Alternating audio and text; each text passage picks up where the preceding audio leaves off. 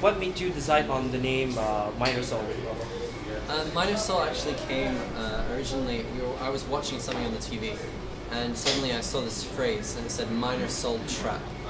And I started thinking, hey, that's kind of a cool band name. So I was like, hey Jack, why don't we call ourselves Minor Soul Trap?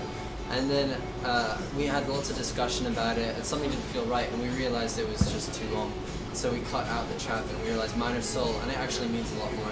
Yeah, I mean, we Minor Soul Trap really doesn't mean anything, but we interpreted Minor Soul as sort of a humility amongst humans, that we are all young souls and that we learn emotionally from every experience in our lives, no matter what age we are. And so we feel that everyone's soul is minor, everyone's soul is young.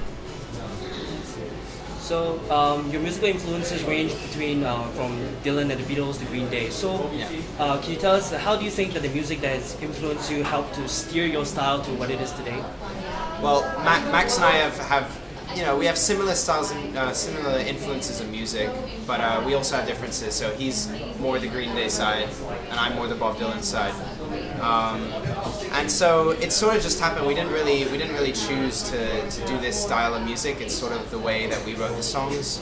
The harmonies, a lot of people have compared us to Simon and Garfunkel, but we never really thought about that when we started off. It was, we just decided to do harmonies with our songs, and then people just associated us with Simon and Garfunkel.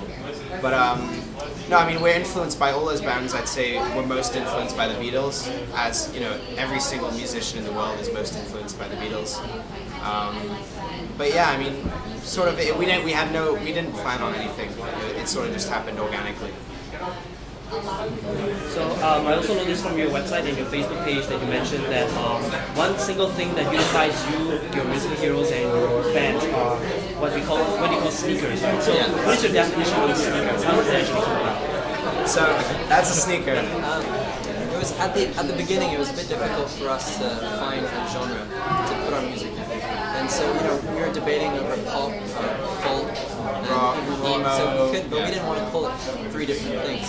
So we decided one thing that we want all our fans to have in common is sneakers, and so. So anyone who likes sneakers will like our music. Yeah, that's the idea. So can you tell us one of your most memorable moments that you've experienced throughout your musical journey? In Singapore? Anywhere in general, like throughout your musical journey.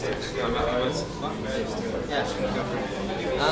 I think when we got an email from Dave Stewart, from the Rhythmic, Dave Stewart, when we got that email, I think we were both really surprised, and we were both really excited. And I think that's probably the biggest moment in our musical career so far, because we went to LA to record our album with him, and that was a really bad experience. So I think right when Dave Stewart approached us the first time, that was one of the biggest moments.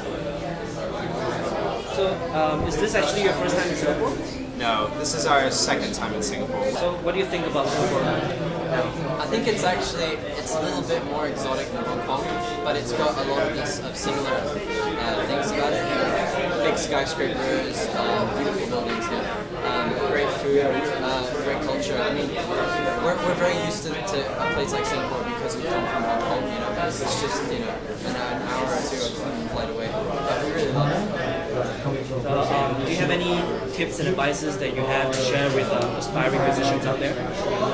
I think the most important thing is get your stuff on YouTube, and also just remember to be true to yourself. Don't try and be anyone that you're not, because people who try to be something else, like, usually the fans notice if someone's not genuine, and so you have to really try and reflect. What we do in our music is reflect our soul in our music, reflect our emotions. Every single song that we write, we try and make it very personal, so that the fans, every time we perform it, the fans feel what we're feeling. They feel the emotion. I think that's the piece of advice I give. Right, and lastly, any words you have to say to the viewers of MusicArtLifeSG? I hope you have a good time watching Music Matters Live, and we'll be back in Singapore soon. Go to our Facebook page and like us. And thank you very much.